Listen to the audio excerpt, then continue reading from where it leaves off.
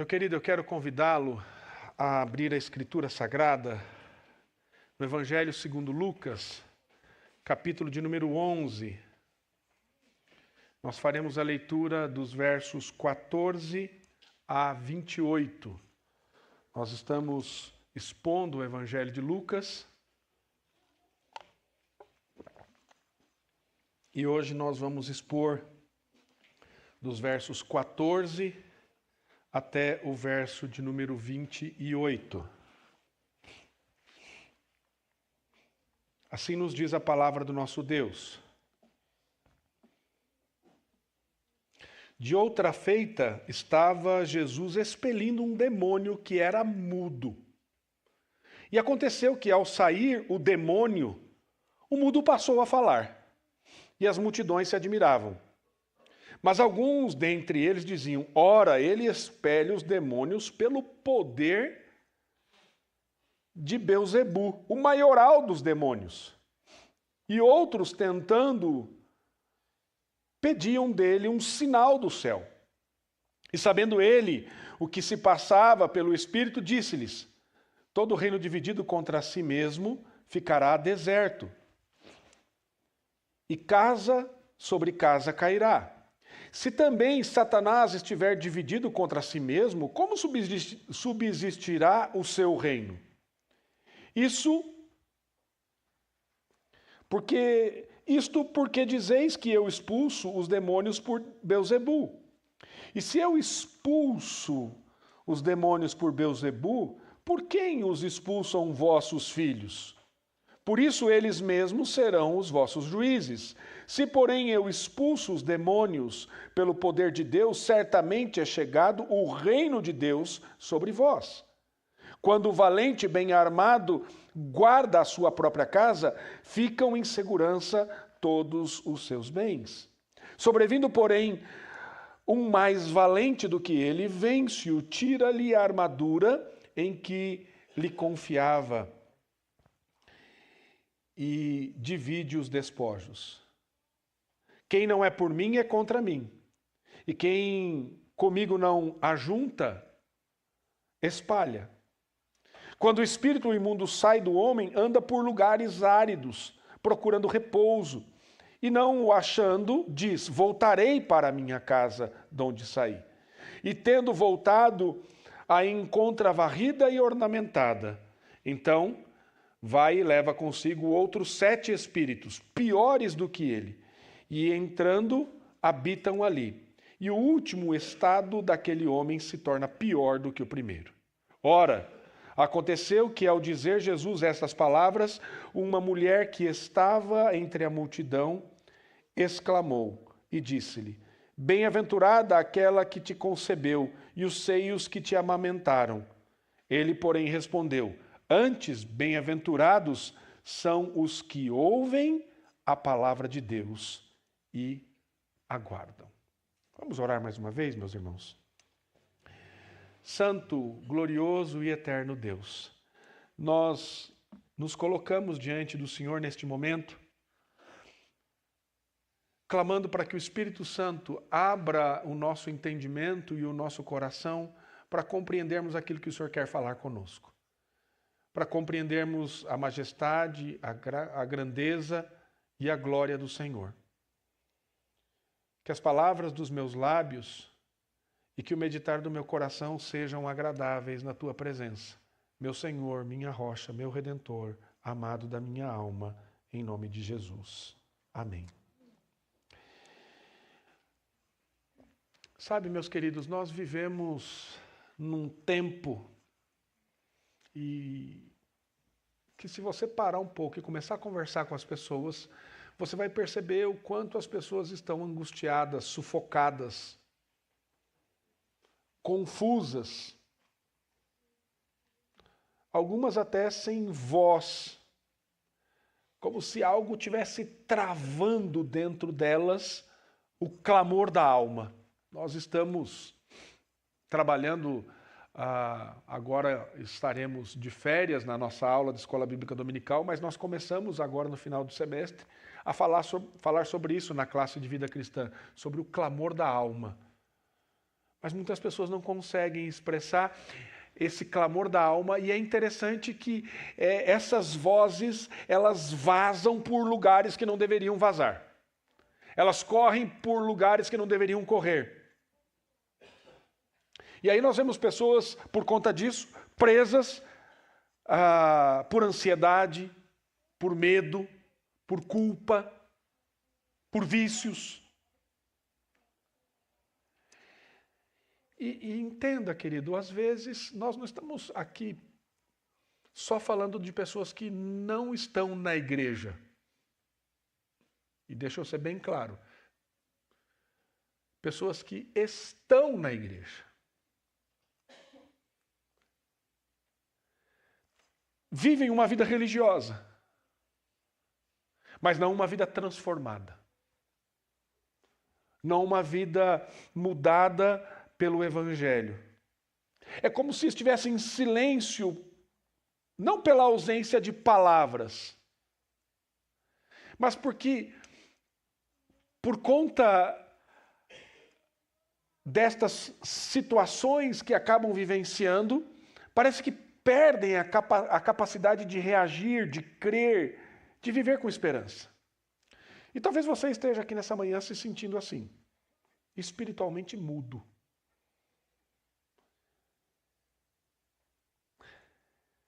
Você crê em Deus,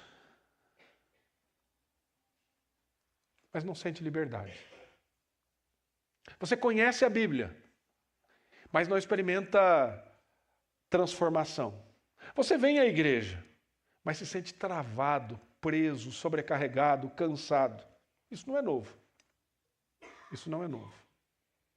O texto que nós lemos aqui, nós encontramos um homem exatamente assim. Mudo por causa da ação do inimigo. Impossibilitado de expressar a fé, sua dor, o seu clamor. Mas é interessante que Jesus entra em cena. E ele não apenas vê a dor daquele homem. Ele liberta aquele homem, ele transforma aquele homem, ele restaura a sua voz. Ele restaura a sua vida. E é interessante que todas as vezes que você olha para como Jesus trabalha, e quando ele manifesta o seu poder, e a manifestação do seu poder nos evangelhos, ela é claramente e intencionalmente direcionada para que as pessoas entendam e compreendam quem ele é, que ele é o enviado de Deus. E o poder de Cristo, ele quebra todas as correntes visíveis ou invisíveis. E no mesmo instante que isso acontece, fica claro e evidente o poder, a supremacia e a grandeza de Cristo. Porém, mesmo diante disso tão evidente, tão claro, que fica manifestado, como nesse caso deste homem que estava ali mudo, e o texto é muito claro em dizer no verso 14, que um demônio que era mudo possuía este homem. E quando ele é liberto, muitos continuam cegos. Muitos continuam presos. Muitos continuam rejeitando a Cristo. Ou até mesmo se apegando a formas vazias na sua religiosidade.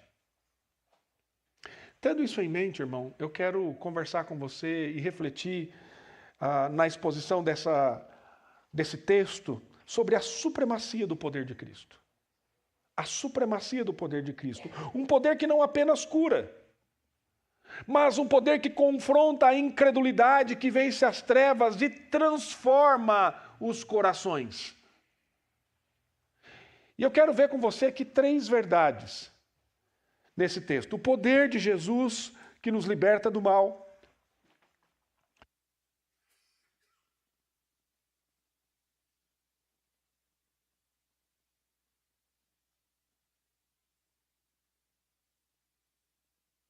A oposição ao seu poder, que revela o coração humano, e o poder de Jesus que transforma de dentro para fora. A pergunta que você precisa fazer não é se Jesus tem poder, se Jesus tem ou não poder. Porque nós sabemos que ele tem poder.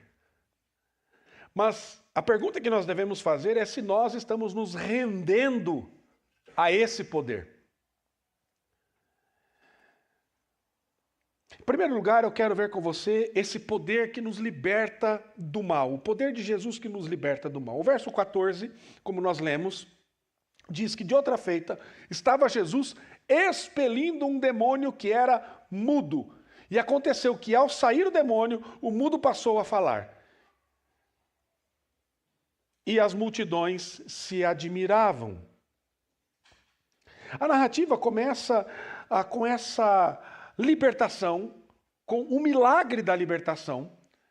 E este milagre, nós temos que entender que Jesus está agora inaugurando o reino de Deus com a sua vinda, e nós apontamos, a Bíblia aponta para essa manifestação do reino do Senhor, e cada milagre é um sinal do reino do Senhor, mostrando o seu poder, a sua grandeza, a sua majestade. O homem estava sob o domínio demoníaco, e essa opressão se manifestava por meio dessa mudez. E é óbvio que a medicina não podia curá-lo, a religião de Israel naquele momento e a tradição não tinham respostas para esse problema desse homem. Mas quando Jesus aparece, quando Jesus entra em cena, o poder do reino se manifesta e a libertação acontece de forma instantânea, porque milagre é algo instantâneo. Milagre é algo que o Senhor realiza naquele momento e ele é instantâneo. E a autoridade dele não estava ali sujeita a rituais mágicos ou fórmulas ocultas. Bastava uma palavra e a pessoa era liberta. O demônio ia embora. E Lucas nos diz que a multidão ficou admirada com isso. Agora, o que me chama a atenção é que essa admiração, diante deste poder manifestado, que todos viam aquele homem mudo, e agora ficam admirados, mas essa admiração não se traduz em fé verdadeira. Mateus, no relato paralelo, lá no capítulo 12, verso 23, acrescenta que alguns perguntavam: este, porventura, é o filho de Davi? Só que essa pergunta não revela uma fé convicta, mas uma espécie de curiosidade. Esse aí é o filho de Davi? Porque o povo esperava um Messias que fosse guerreiro, político, nos moldes do rei Davi. Aquele que vem para libertar o povo da opressão. E não um salvador que confrontava o pecado e levava ao arrependimento. Então, essa tensão é importante entender aqui, porque há uma diferença entre você testemunhar o poder de Deus e você se submeter ao senhorio de Cristo. Muitas pessoas querem o poder de Deus para a libertação da sua opressão, da angústia do coração, da ansiedade do coração. E aí o slogan que você vê por aí é: pare de sofrer. Venha para Jesus. E Jesus vai transformar o seu coração. Vai transformar a sua vida. Só que a ênfase na transformação do coração e na vida é só na libertação. E muitos vão até Jesus. E aí talvez você fale assim: pastor, por que algumas igrejas aqui no nosso país estão lotadas? E aparentemente vemos lá sinais, maravilhas, curas. Mas essas pessoas permanecem cegas ainda, espiritualmente cegas. Por quê? Porque não se submetem ao senhorio de Cristo e não foram verdadeiramente transformadas. A tradição religiosa, queridos, ela pode cegar.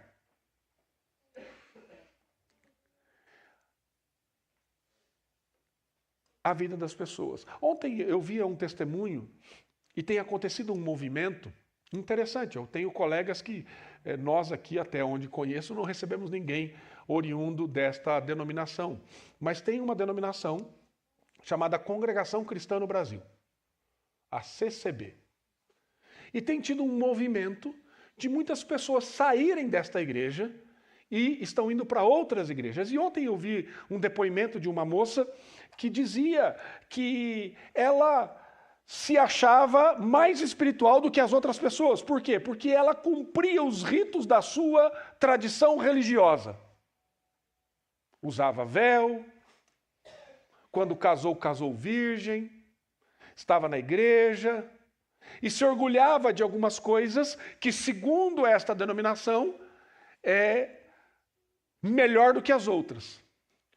Até que ela disse que começou a trabalhar com outras pessoas cristãs, crentes em Jesus, de outras denominações. E certa vez ela foi viajar com alguém, uma amiga, e estavam essa moça e mais duas amigas, e elas estavam lá conversando e começaram a conversar sobre a Escritura Sagrada. E quando elas começaram a conversar sobre Bíblia, sobre a palavra de Deus, ela percebeu que ela não sabia absolutamente nada da Escritura.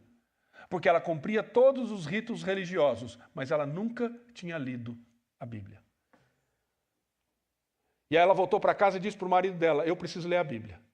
E ela foi então liberta da cegueira espiritual que ela estava envolvida. Agora, querido, tome cuidado, porque você pode dizer assim, realmente, essas igrejas são assim. Agora, quantos estão aqui e não leem a Bíblia?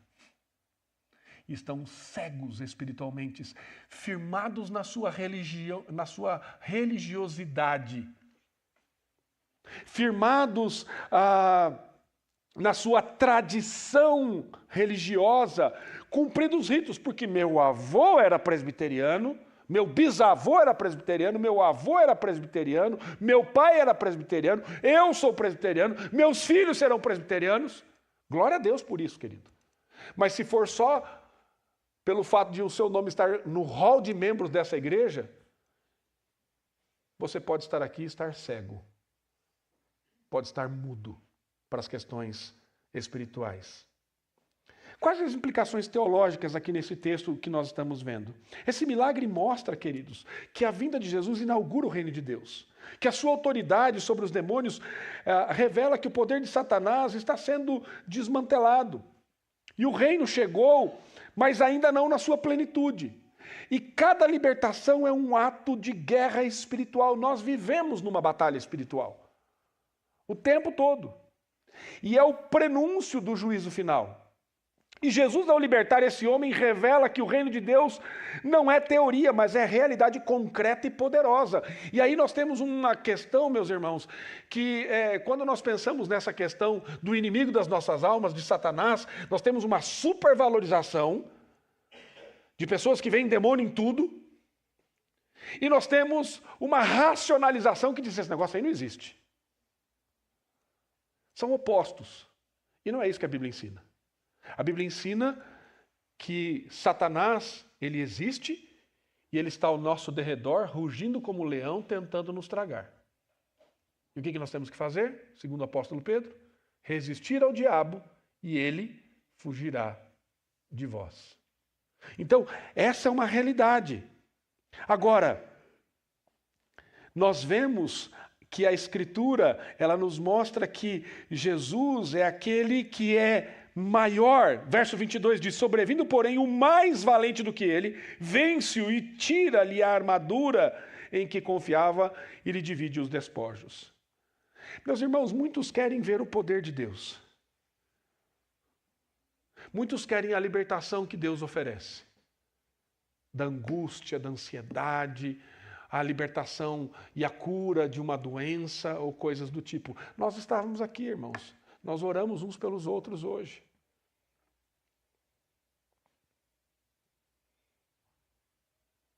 Nós carecemos, sim, e desejamos que sejamos abençoados pelo Senhor em meio às lutas do nosso coração. Mas, queridos, vida cristã não se limita a isso, a ver a manifestação do poder de Deus, mas ela se revela numa submissão ao Senhor Supremo. O interessante é que é muito possível você estar próximo do reino, mas ainda estar fora dele. testemunhar milagres e permanecer indiferente é um sinal de um coração endurecido. Lembra lá no Evangelho de Marcos, quando Jesus anda sobre as águas? E os discípulos viram o quê?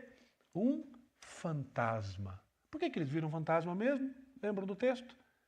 Porque eles estavam com o coração endurecido, porque não tinham compreendido o milagre dos pães. Então perceba, querido, que muitas vezes o Senhor vai operar milagres e maravilhas ordinariamente na sua semana, e o nosso coração permanecerá endurecido. O convite de Jesus não é apenas para contemplarmos a sua autoridade, mas reconhecê-lo como Senhor da nossa vida. O que nós acabamos de ver aqui é uma poderosa demonstração da supremacia do poder de Cristo sobre o mal. E com uma palavra, Jesus liberta um homem do domínio desse espírito imundo. Onde todos viam a impossibilidade, ele transforma, ele traz vida, ele traz voz. E é isso que o reino de Deus faz conosco. Mas aqui entra um contraste surpreendente e às vezes até doloroso, meus queridos. Sabe por quê? Porque nem todos que presenciam o poder de Deus, a majestade de Cristo, se rendem a Ele. E em vez de reconhecerem a sua majestade e se curvarem diante da evidência clara do reino de Deus, alguns até começam a acusá-lo. Foi o que aconteceu aqui. Outros exigem sinais, como se aquilo que acabaram de ver não fosse o suficiente. Então eu quero mais. Vamos ver se o senhor prova mais, se o senhor tem poder mesmo. E é nesse momento, meu amado, que a verdadeira batalha espiritual se intensifica. Não apenas contra demônios, mas contra a incredulidade do nosso coração, contra a incredulidade religiosa, contra corações que rejeitam o Senhor Jesus. E em segundo lugar, nós vemos aqui, meus irmãos, a oposição ao poder de Cristo. A oposição ao seu poder que revela o coração humano. Tendo revelado o seu poder sobre o mal, Jesus agora enfrenta a oposição. Interessante que é uma oposição, num primeiro momento, aqui eles dizem que ele expelia demônios pelo poder de Belzebu, e ela tem uma ideia de ser sutil, mas ela é também direcionada a Jesus, e essa incredulidade religiosa fica evidente. E é interessante que a acusação que eles fazem aqui é absurda. Ele expele os demônios pelo poder de Belzebu, o maioral dos demônios, verso de número 15. Nós temos que saber que tinha um grupo que acompanhava Jesus quando ele estava ali no seu ministério. E esse grupo não estou aqui me referindo aos discípulos, mas era o grupo dos fariseus, que procuravam tentá-lo, testá-lo o tempo todo. E aqui é interessante que a acusação deles é que Jesus tinha uma aliança com o diabo, uma aliança com Satanás. E essa é a famosa estratégia da calúnia. Eu não posso negar o fato. Ou seja, qual é o fato? O homem que foi liberto, o espírito que estava dominando aquele homem agora não está mais. Então eu tento descredenciar a fonte do poder. Isso aí só pode ter pacto com o capeta para fazer um negócio desse. Isso não é de Deus, não. E Jesus é acusado de expulsar demônios por Belzebu, o nome pejorativo que pode significar Senhor das moscas, ou Senhor da morada elevada. Era uma forma de se referir ao próprio Satanás. Por isso essa expressão, Belzebu. E a acusação, portanto, é clara. Jesus estaria operando por meio do chefe dos demônios. E é fato, irmão, que você vai ver muita coisa aí e você vai falar assim, mas pastor, como é que explica isso? É o capeta fazendo mesmo. Tem muito milagre em igreja por aí que não é Deus fazendo, não, é o diabo. Pode ter certeza disso. Mas aqui é o Rei dos Reis, é o Senhor dos Senhores, é o enviado de Deus, é o Messias, é o Emanuel, é o Deus conosco que está manifestando o poder. E essas pessoas olham e dizem assim, esse está fazendo isso pelo poder do diabo. E a resposta de Jesus, ela é lógica, ela é teológica. Jesus, conhecendo os seus pensamentos, lá no verso 17, diz, e sabendo o que lhes passava pelo Espírito, ele traz uma argumentação irrefutável. Ele diz, reinos divididos não subsistem. Nos versos 17 e 18 ele diz, é como se ele dissesse assim, se Satanás expulsa a si mesmo, então o seu reino está desmoronando. Essa é uma lógica simples e devastadora para aquilo que eles estão colocando. Nenhuma casa dividida pode prosperar. Portanto, Jesus não poderia estar agindo com aliança com o diabo. E aí no verso 19 ele diz assim, e os filhos de vocês? Jesus apela para a incoerência dos fariseus. Eles próprios praticavam exorcismos, expeliam demônios. E se eles aceitavam esses como legítimos, por que eles condenariam então a Jesus? E aí no verso 20 ele diz, se eu expulso demônios pelo dedo de Deus, e aqui está a resposta mais profunda. Lucas usa a expressão dedo de Deus, que remete a Êxodo capítulo 8, verso 19, onde os magos do Egito reconheceram que as pragas vinham de Deus. Mateus capítulo 12, verso 28 diz a mesma frase, pelo Espírito de Deus. Então, meu amado, um ponto aqui é claro, o poder de Jesus não é de Beelzebu. O poder de Jesus é divino e a sua obra revela a chegada do reino de Deus, a manifestação de quem ele era e o poder dele revelado, o valente e o mais valente, como diz o verso 21 e o 22. Jesus então apresenta, depois disso tudo, uma pequena parábola. Ele mostra aqui essa ideia do valente e o mais valente. Satanás é como um homem forte, bem armado, guardando os seus bens. Mas quando chega alguém mais forte, o mais valente, ele é vencido. E aqui Jesus se identifica como o mais valente, aquele que invade o território do inimigo, o vence e liberta os cativos. E essa imagem, ela é poderosa, meu amado. Por quê? Porque Jesus não apenas liberta uma alma, mas ele quebra todo o sistema maligno de domínio, de opressão. Ele toma as armas de Satanás, despoja-o e inaugura uma nova realidade espiritual. Quais são as implicações teológicas disso? Que a oposição ao poder de Jesus é, na verdade, uma rejeição do reino de Deus. Então, aquele que se opõe àquilo que Jesus faz, ele está se opondo ao reino do Senhor, está rejeitando o reino do Senhor. E rejeitar o reino do Senhor é rejeitar o Senhor.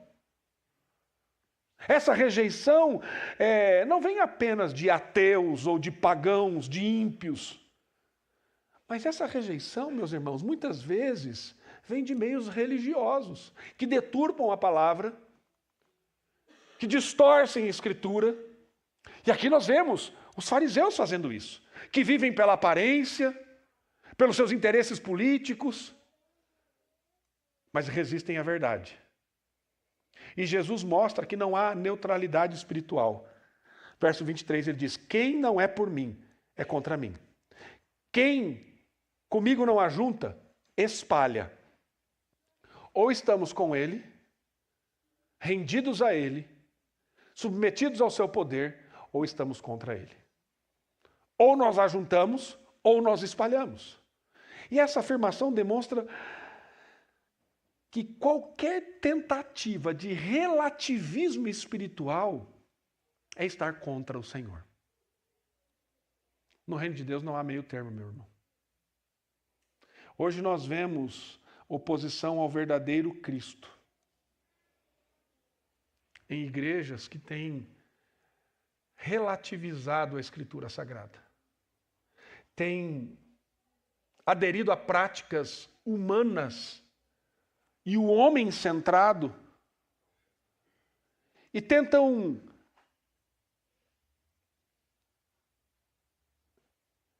distorcer a Escritura.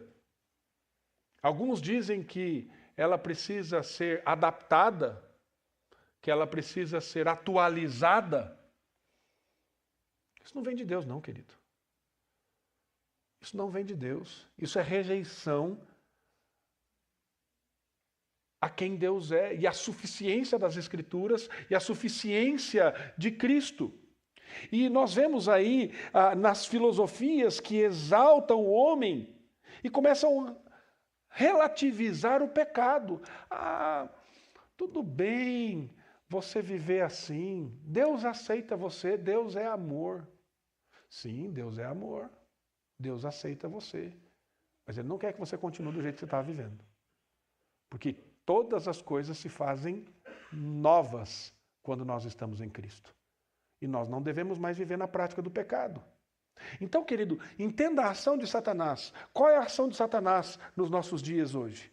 Satanás, o diabo, ele continua tentando cegar mentes e corações. Esses dias, conversando com um irmão que é pastor e tem um ministério no Canadá, e nós temos aqui 2 irmãos que vieram de lá recentemente, né? O Luiz e a Gabi moravam lá no Canadá. O Canadá, até pouco tempo, porque agora as coisas politicamente têm mudado, era um país abastado. Um país em que as pessoas não precisavam de Deus.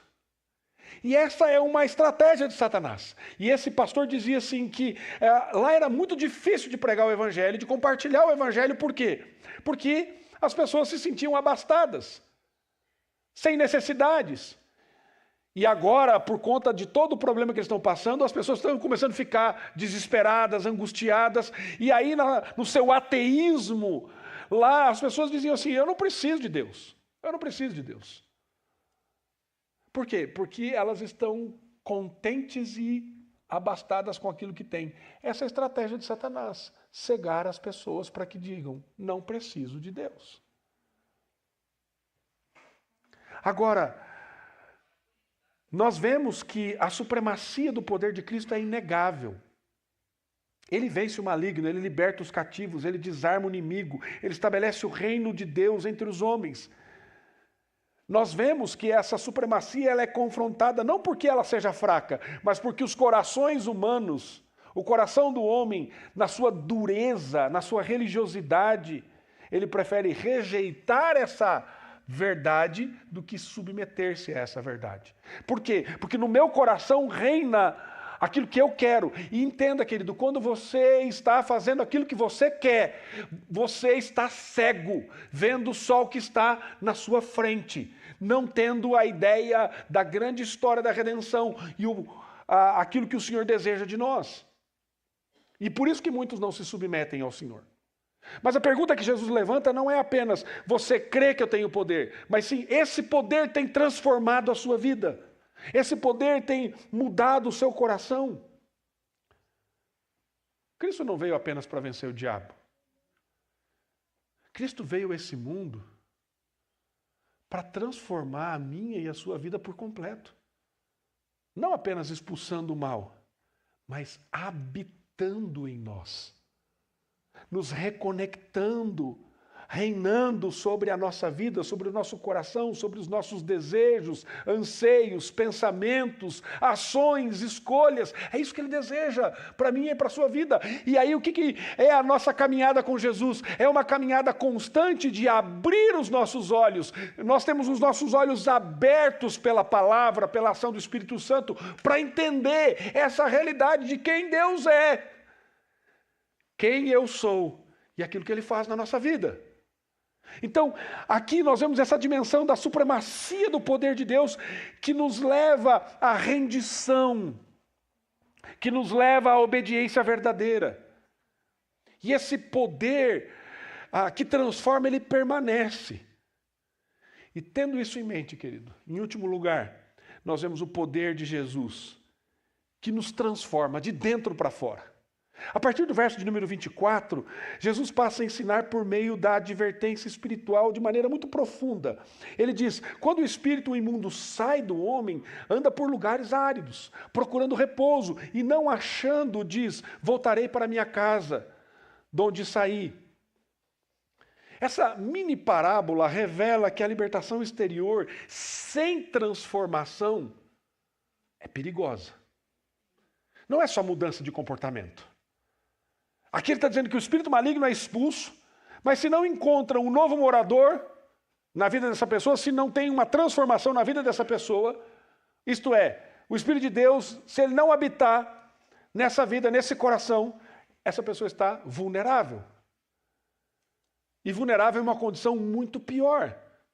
Porque Jesus diz que o espírito maligno volta e acha a casa varrida, ornamentada. Houve ali, quem sabe, uma reforma moral, mas não uma transformação verdadeira. E aqui nós vemos a denúncia de uma religiosidade aparente, de um comportamento. E aí a situação se agrava no verso 26, porque o espírito retorna com outros 7 espíritos piores. Ou seja, e aí o texto diz, o último estado daquele homem se torna pior do que o primeiro. Isso ecoa na ideia paulina, nas suas cartas do apóstolo Paulo, sobre o legalismo, a tentativa de viver sem o Espírito e viver apenas por regras, por comportamentos, por religiosidade. Isso escraviza e é devastador. Então essa advertência, ela precisa ser ouvida por cada um de nós. Nós temos que entregar a nossa vida totalmente ao Senhor. Ele tem que ser o supremo pastor do nosso coração e da nossa vida. Entenda uma coisa, meu querido. A religião sem Jesus, a religião só num moralismo, num comportamentalismo, na obediência a regras, é um desastre. O apóstolo Paulo, escrevendo aos Gálatas, e nós já vimos isso aqui na exposição que nós fizemos, ele mostra que a lei ela existe para tornar a graça muito mais desejável.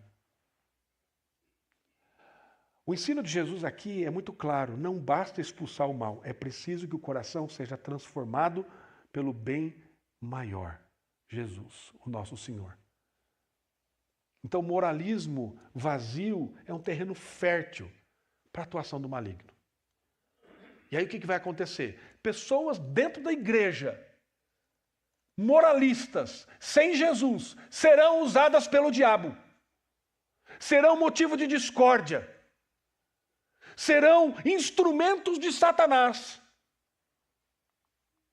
Por isso que o texto aponta para a necessidade de transformação real e contínua. Cristo não quer apenas libertá-lo. Cristo quer habitar no meu e no seu coração. O Espírito Santo não quer reformar os meus hábitos, mas ele quer reinar no meu e no seu coração. E aí nos versos 27 e 28, nós vemos aqui uma expressão interessante na conclusão desse episódio. Parece até que está meio desconectado com tudo que está acontecendo, porque agora chega uma mulher aqui, e essa mulher chega e diz, entre a multidão, exclamando, bem-aventurada é aquela que te concebeu os seios que te amamentaram. E aqui é uma expressão de louvor típica da cultura judaica, exaltando a mãe de um homem honrado. A sua mãe deve ser uma bênção para ter um filho como esse aqui. E aí parece tudo desconexo, né? Porque está ali Jesus expulsando demônio, falando que dos espíritos, aí chega essa mulher falando assim, bem-aventurada é tua mãe. Você fala assim, o que tem a ver esse negócio? Jesus, ele não rejeita o elogio, mas ele redireciona para aquilo que de fato é essencial. Ele diz no verso 28, antes bem-aventurados são os que ouvem a palavra de Deus e aguardam. Ou seja, na ênfase final do texto, diante de toda a lógica, o verdadeiro sinal de alguém que foi transformado pelo poder de Cristo não é o espetáculo, mas a submissão à palavra do Senhor. É aquele que ouve e obedece. Essa é a evidência de um coração cheio do Espírito Santo. Aquele que é transformado pela graça, ele não viverá na prática do pecado. Ele viverá em novidade de vida. E quando nós olhamos para o contexto aqui do capítulo de número 11, desde lá do início que nós estamos estudando, nós vemos que ele mostra que nós devemos orar. E como orar? E essa vida de oração só faz sentido quando o cristão é habitado por Cristo, por Deus.